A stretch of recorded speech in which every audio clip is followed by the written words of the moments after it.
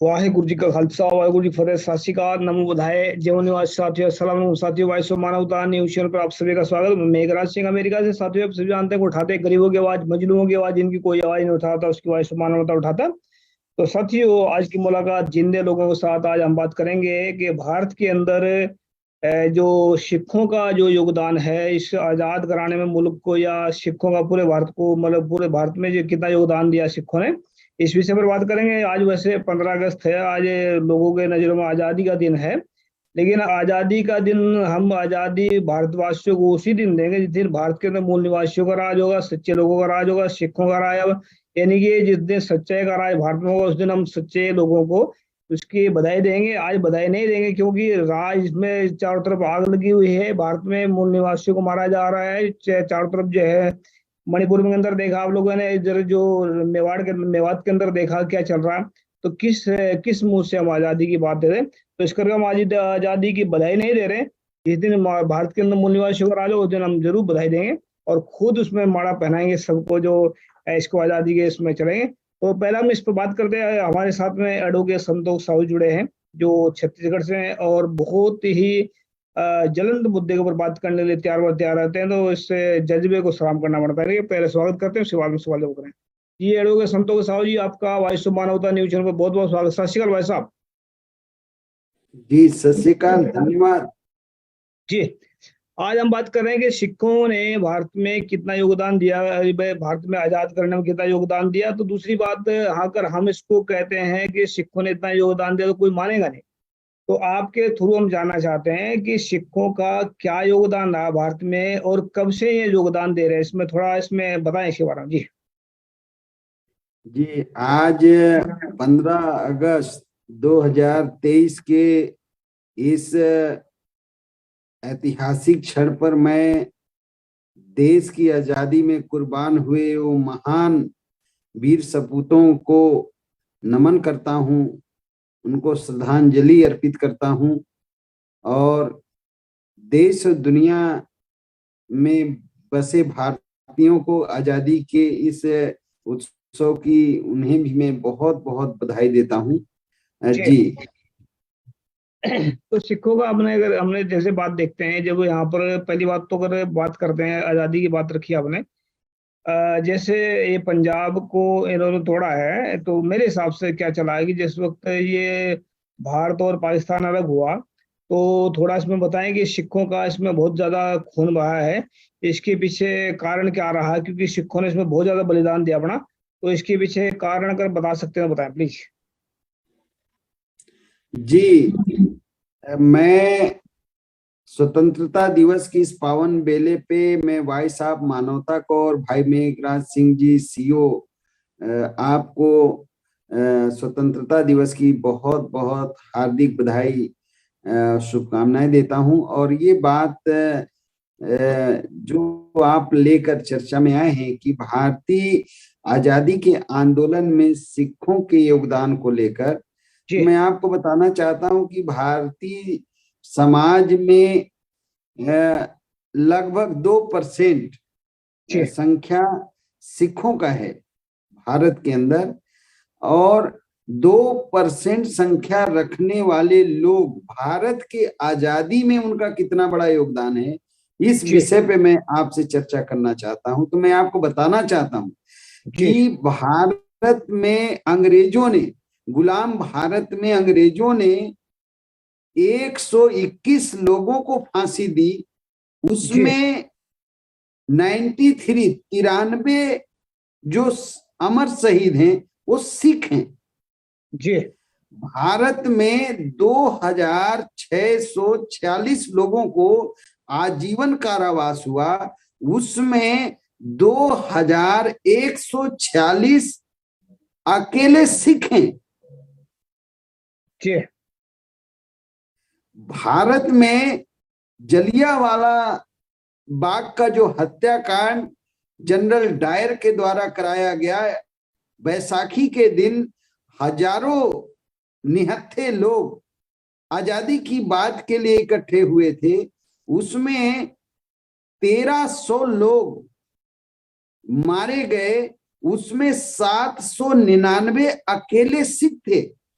जी ऐसे महापराक्रमी सूरवीर भारत के आजादी में अपने प्राणों की आहुति दी, उनको मैं श्रद्धा सुमन अर्पित करता हूं इस मौके पे। जी जहां तक आपका जो सवाल है वो तो इतिहास के पन्नों में दफन है, इसको जानने समझने की जरूरत है, इसमें चर्चा होनी चाहिए ताकि भारत के बच्चे बच्चे को पता चले कि ये आजादी कितनी कीमती है, ये आजादी हमने अंग्रेजों से कैसे पाया।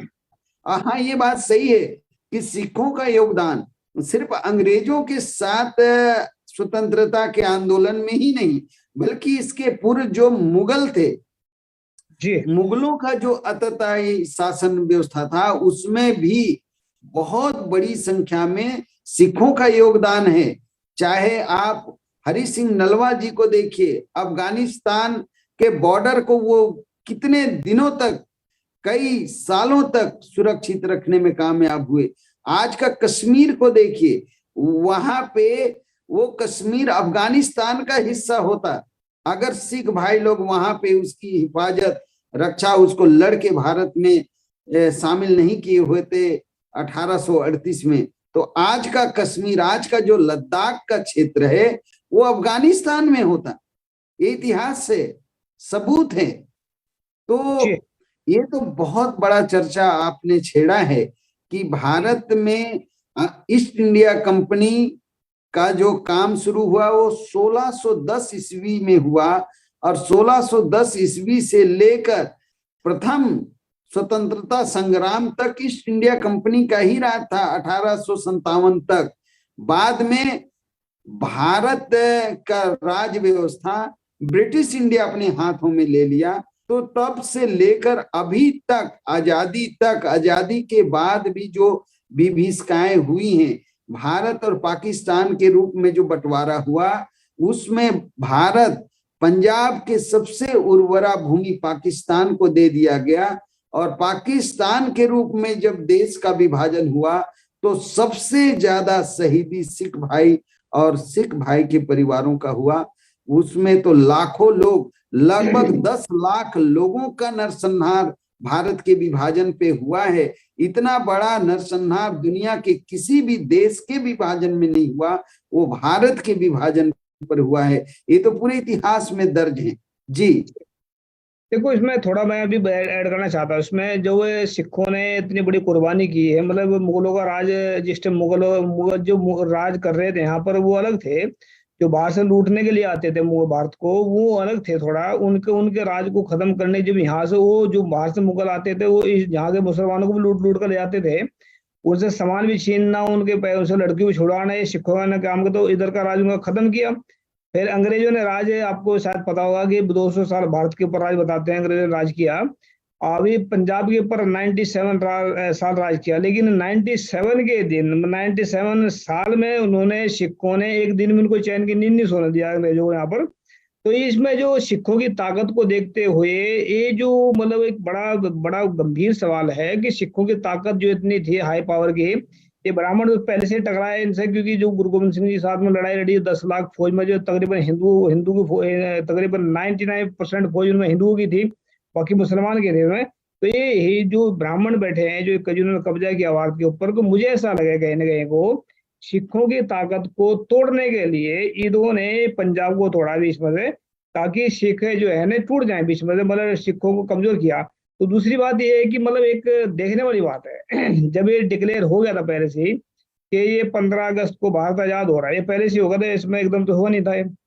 और 14 अगस्त को पाकिस्तान आजाद हो रहा, तो फिर कत्लेआम करने वाला कौन था जब अंग्रेज यहाँ से भागने वाले थे? तो ये बहुत डुंगाई वाला विचार है। इस पर हमें आने वाले वक्त में फिर डिबेट करेंगे। तो आज तो हम सिर्फ इतना ही जानना चाहते हैं, जब अगर हम, अब जैसा आपने बताया कि सिखों ने इतना योगदान दिया, ये तो तकरीबन तकरीबन जो आपने बताया सरकारी आंकड़े हैं, और सरकारी आंकड़े उनके पास में होंगे तकरीबन, उसके बावजूद भी सिखों को 1947 से लेकर के आज तक एक पल भी उनको चैन की नींद सोने नहीं दिया उन्होंने, गवर्नमेंट ने। पहले तो चलो मान लेते हैं कि वो मुसलमान लगे थे इनके पीछे, मतलब अंग्रेज थे, तो जब इतनी बड़ी कुर्बानी कुर्बानी देने वाले सिखों को इतना इतना दबा, मतलब इतना इनको मतलब इनको परेशान क्यों किया जाता है? क्योंकि बहुत सारे लोग जो है ना, जब आपने देखा होगा इसमें पंजाब में कितने लोग, कितना कत्लेआम होता है, कितने मतलब आतंक के नाम पर, कहीं किसी के नाम पर। तो जब इतना इतना इतनी बड़ी कुर्बानी की सिखों ने, तो ये पीछे, इसके पीछे क्या कारण है? ऐसा क्यों हो रहा है? फिर इतना मतलब इनके ऊपर दबाव क्यों डाला जाता है? कारण है इसके ऊपर थोड़ा बताएं इसके बारे में जी। जी, सिख कौम भारत का, सिख को तो मैं सिंह के रूप में देखता हूँ, शेरों की तरह देखता हूँ। जी और भारत में सिख जो हैं वो अत्यंत दयालु हैं।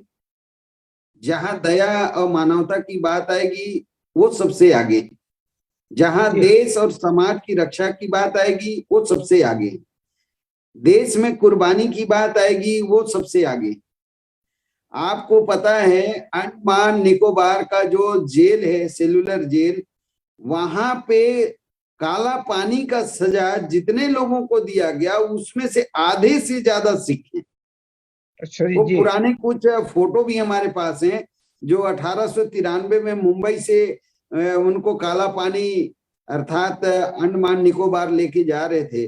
वो फोटो आप देखेंगे तो आपको समझ में आएगा कि उस समय किस तरीके से सिखों के साथ अंग्रेजों का जुल्म जाती था।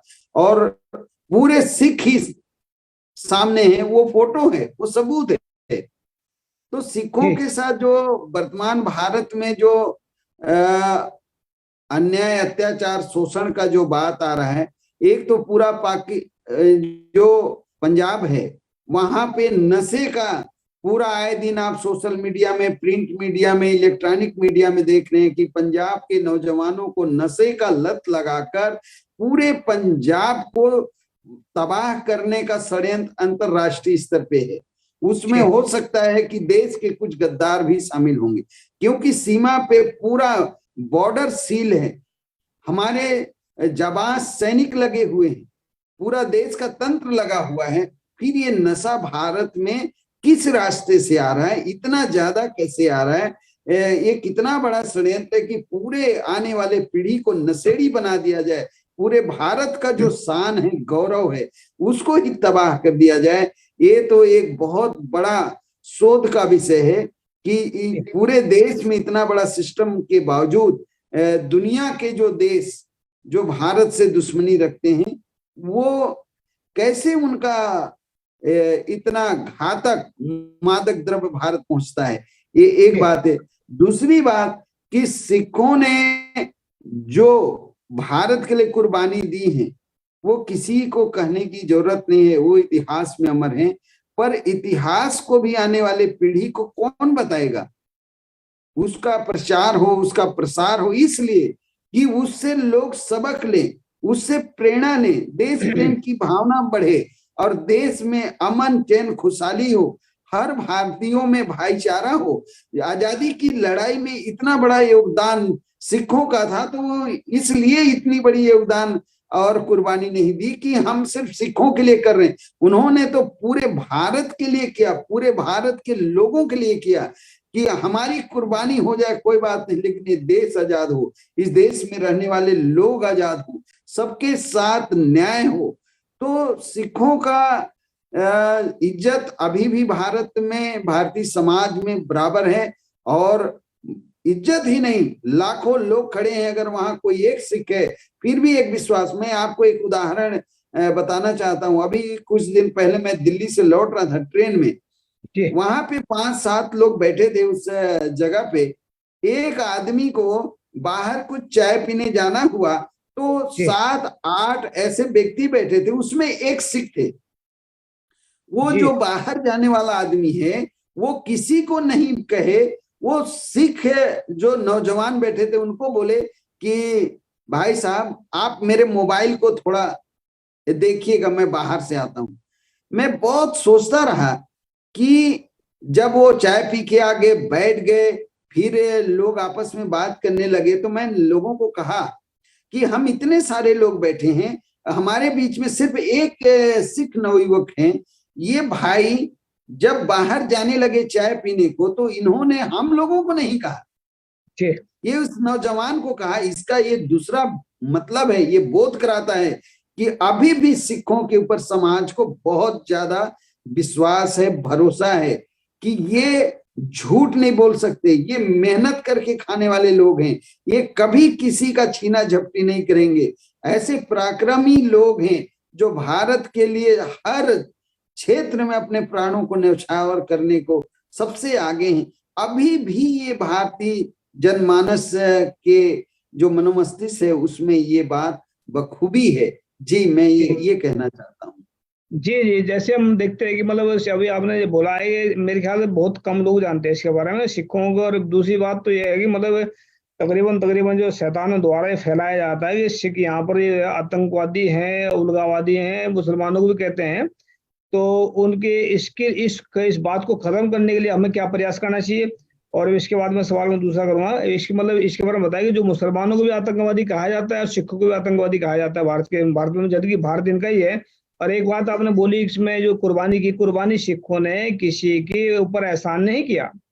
उनका अपना देश है, अपने मानवता के लिए किया, अपने गुरुओं की बात को मानकर किया उन्होंने, जो गुरुओं ने उन्हें सिखाया। क्योंकि शायद आपने सुना होगा कि भाई कन्हैया जी की कहानी है।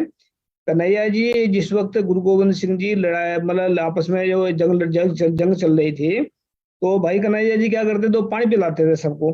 तो क्या करते थे, पानी पिला रहे तो जंग में मतलब पानी पिलाने वाला कोई मारता नहीं, आपको पता होगा शायद, जंग जो इस पर पहले होता था सर, जो पानी पिलाने वाला उसको कोई मारता नहीं था, वो चाहे किसी को भी पिला देते थे पानी। तो वो क्या करते थे, वो मतलब मुसलमानों को भी पानी पिला रहे, उनको पिला रहे, सिखों को पिला रहे। तो सिखों ने शिकायत की इनको, महाराज ये तो जिनको हम मारते हैं उनको पानी पिला रहे हैं, तो मतलब उनको भी पानी पिला रहे हैं, उनको पानी पिला पिला के जिंदा कर रहे हैं, हम उनको मार रहे हैं। तो गुरु गोविंद सिंह जी ने बुलाया उनको, भाई क्या बात है, मतलब आपने ऐसा ये क्यों किया?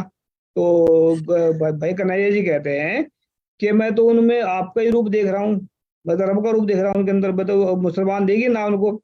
तो फिर उन्होंने क्या किया कि उन्होंने एक मल्लम की डब्बी दी, कहना पानी पिला और ये मल्लम की पट्टी ले जा, जहां पर उसको चोट लगी हो वो मल्लम भी लगा, पट्टी बांध।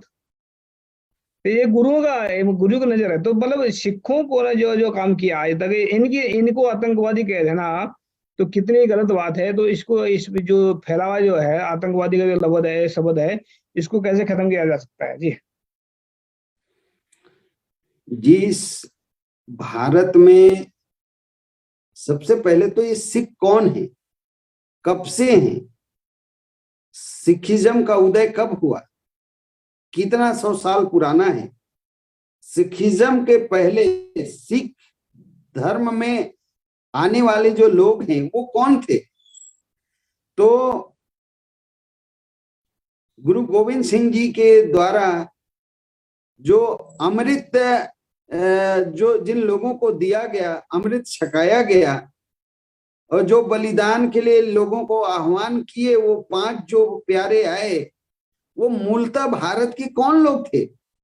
जी तो पता चलेगा कि वर्तमान जो ओबीसी है भारत में, जो कल के वर्ण व्यवस्था में जो शूद्र थे, आज की व्यवस्था में ओबीसी हैं, तो वो 5 नाम वर्तमान जो भारत में समाज का पहचान ओबीसी बना हुआ है, वो ओबीसी के लोग थे, वो 5 लोग।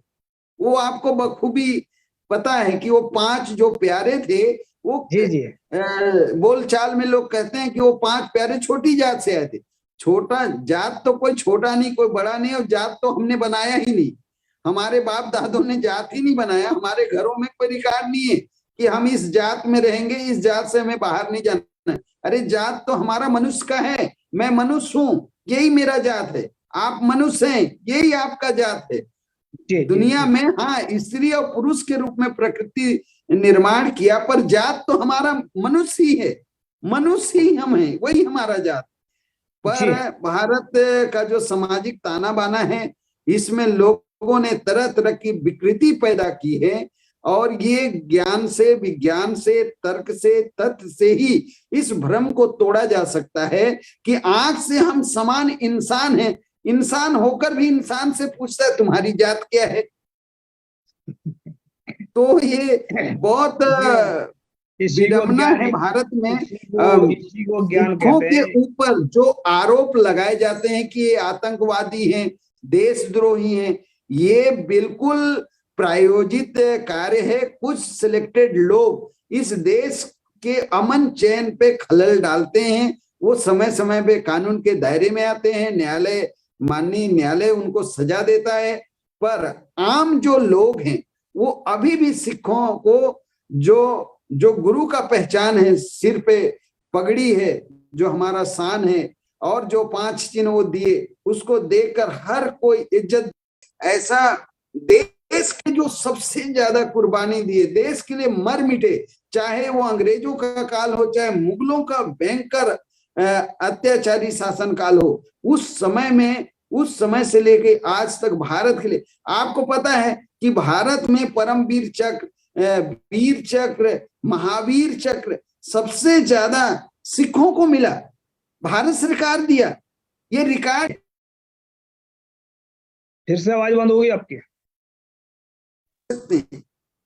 जी जी, मतलब दरअसल क्या है, मैं भाई इसमें बात ऐड कर देना चाहता हूँ थोड़ा सा। क्या हो कि मतलब जो जो गुरु गोविंद सिंह जी के जो आपने बताया ना, 5 प्यारे जो छोटी जात के थे, उसमें क्या है कि जो भारत में जो असली जो मूल निवासी है, जो ST SC OBC के लोग जो मूल निवासी है, पहले खत्री थे। इनको खत्री कहा जाता था। मतलब खत्री का मतलब ये नहीं किसी जात से जुड़े हुए नहीं थे, बहादुर इंसान जो अपने हकों के लिए लड़ाई करते हैं, जो अपने राजपाट करते थे, जो अपने हकों से मतलब अपने जिंदगी को सही चलाते थे। ये तो ब्राह्मणों ने इनको बांट दिए, जो उन्होंने लड़े ना आपस में, जब लड़ते लड़ते इनको कहीं दूर फेंक दिया। क्योंकि उनके उनके अंदर ताकत थी, उनके अंदर एक जज्बा था, तभी तो वो गुरु गोविंद सिंह जी के साथ मतलब खड़े होकर के उन्होंने इतनी लड़ाई लड़ी कि यहाँ से जो है जुल्म को खत्म कर दिया, राज कायम किया। वो खत्री वाले जो खत्री जो थे, वो फिर दोबारा बने उसमें आगे पोशाक में, तो अपने उसमें आगे तो उन्होंने गुरु गोविंद सिंह जी ने कहा था, इन गरीब सिखन के सिखन के मतलब ऐसा है कि उसमें कि इन्हीं की कृपा से सजे हम हैं नहीं मोसो, इस दुनिया में करोड़ प्रेम, मतलब मेरे जैसे यहाँ पर दुनिया में करोड़ गुरु कह रहे बात को, मतलब उनको कह रहे इनकी कृपा से ही हम, मेरी औकात है, इनकी कृपा से हम सजे हैं, तो इनकी वजह से मैं आज जो चल रहा है मेरा सिस्टम, ये यानी कि इनकी वजह से चल रहा। उन सिखों को मान दे रहे हैं, जबकि गुरु एक जो सबका मालिक है, जो सबके ब्रह्मांड को चलाने वाला गुरु है, और रब का दूसरा रूप गुरु ही है। तो वो ये बात को बोल रहे हैं कि इनकी कृपा से हम सजे। तो वो उन्होंने खत्री जो थे, वो दोबारा आज के जो शूद्र हैं, जो ST SC OBC के लोग हैं, इनको थोड़ा सा अगर सही रास्ता मिल जाए, ये तो पूरे सिस्टम को हिला रख सकते हैं, अगर ये सही तरीके से चल पड़ रहे हैं। तो आने वाले वक्त हम फिर दोबारा बात करेंगे। लास्ट में आप सिखों को क्या मैसेज देना चाहते हैं पूरे भारतवासियों को? जी, मैं भारतवासियों को, समस्त देशवासियों को इस पावन बेला पे बस ये कहना चाहता हूं कि सिख जो कौम है भारत में, वो भारत का शान है। इस बात को दुनिया के देशों ने सलाम किया है। और जनरल डायर जैसा आतताई निहत्थे लोगों के ऊपर गोली बरसाया, उसको 1940 में उधम सिंह जैसे वीर स्वतंत्रता सेनानी इंग्लैंड में जाकर सभा के बीच में गोली मार के उसका जान लिए, और वो बदला लिए। भारत में जो जलियांवाला बाग हत्याकांड का, निर्दोष लोगों को उसने मारा था, उसका बदला वो इंग्लैंड में सभा में जाके उसको गोली मार कर लिए। और उन्होंने भागा नहीं, वो अपने आप को आत्मसमर्पण किया, बाद में उनको फांसी दे दी गई। तो ऐसे महान सपूतों को मैं नमन करता हूं, और देशवासियों को मैं आग्रह करना चाहता हूं कि हमको अपने इतिहास को, अपने भाषा शास्त्र को, पुरातत्व को भली भांति समझकर हमको अपने बातों को रखना चाहिए। भली भांति समझकर हमको किसी पूर्वाग्रह से नहीं फंसना है। कोई भी भ्रांति या भ्रम फैला रहा है, उसको बिना जांचे, बिना परखे, बिना समझे, बिना सोचे उसके ऊपर हमको राय नहीं बनाना है, कभी भी नहीं बनाना चाहिए। भारत हम सब लोगों का देश है। हमारे महान पुरखों के कुर्बानी और बलिदान से मिला हुआ आज की परिस्थिति है। भारत की आजादी में 1880 से लेकर 1920 के बीच में लगभग 10 करोड़ लोग की मृत्यु हुई। 10 करोड़ लोगों का जान गया, जो अस्वाभाविक मृत्यु है। अंग्रेजों के कठोर जो कानून थे, उसके कारण इतने सारे लोगों का बलिदान हुआ है। ये भारत में आजादी हमें आसानी से नहीं मिली है। और इस आजादी में फांसी की जो सजा मिली है, कुल फांसी का 62% से ऊपर सिखों को मिला है। इस देश में काला पानी का सजा कुल पाने वालों का 67% के ऊपर सिखों को मिला है। इस देश में आजीवन कारावास का जो सजा है वो करीब 70% के ऊपर सिखों का है। इतना बड़ा योगदान भारत की आजादी में सिख भाइयों का है। और सिख कौन है? भारत के मूल निवासियों के वंशज हैं। आज भले हम धर्म में बढ़ गए, बोली में, भाषा में बढ़ गए, लेकिन भारत का इतिहास, भारत का भाषा शास्त्र, भारत का पुरातत्व और भारत में रहने वाले लोगों के डीएनए के आधार पे सिख कोई और नहीं, भारत के मूल निवासियों के वंशज हैं। जो 10 गुरुओं के प्रताप से जो ताकत देश के अंदर पैदा हुआ और गुरुओं के बताए रास्ते पे जो भाई चल पड़े, आज वो मौत से नहीं डरते, देश की रक्षा के लिए हंसते हंसते अपने जान दे देते हैं। ये गुरुओं का प्रताप है। मैं भारत की आजादी के इस पावन पर्व पर मैं सभी गुरुओं को, महापुरुषों को नमन करता हूं और सभी भारत में अपने प्राणों की आहुति देकर भारत की आजादी को हम भारतीयों के हाथों में सौंपा है, उनको भी नमन करता हूं। बहुत बहुत धन्यवाद जी। मैं लास्ट में एक शेर कहना चाहता हूँ। शेर वैसे लिखा नहीं, मेरे दिमाग में घूम पड़ा है। तो जब तक हम पूरे भारत के मूल निवासी सिख, ईसाई और बुद्ध, एसटी, एससी, ओबीसी के लोग, अगर हम एक दूसरे को अलग अलग समझ कर नफरत करते रहेंगे, ना हम कभी आजादी से जी पाएंगे, ना ही हम कभी खुश होंगे। अगर हम पूरे भारत के मूल निवासी सिख, जैन, ईसाई और एसटी, एससी, ओबीसी के लोग एक करके, एक समझ करके, अगर हम एक दूसरे को भाई समझ करके जिंदगी जिएंगे, तो हम आजादी से जी पाएंगे और सुखी होंगे। तो मैं कहना चाहता हूँ कि सिखों ने जो कुर्बानी की भारत के लिए, भारत को किसी पर आसान नहीं किया, उन्होंने अपने देश के लिए किया, उन्होंने मानवता के लिए किया और आने वाले वक्त में भी करते रहेंगे। तो सिखों का योगदान जो भूलने वाले लोग हैं वो बेईमान हो सकते हैं, उसको दूसरा भी कह सकते हैं कि वो नासमझ भी हो सकते हैं, लेकिन जो याद रखने वाले लोग वो जिंदा लोग भी हो सकते हैं और जो है वही वही असली इंसान होते हैं जो याद रखते हैं। तो संतोष साहू जी, आपका स्पेशल धन्यवाद। आपने इस मुद्दे के ऊपर बहुत बेबाकी से बात रखी है। तो आने वाला वक्त तो फिर हम किसी टॉपिक पर बात करेंगे। तब तक के लिए जाए। वाहिगुरु जी का खालसा, वाहिगुरु जी का सत श्री अकाल।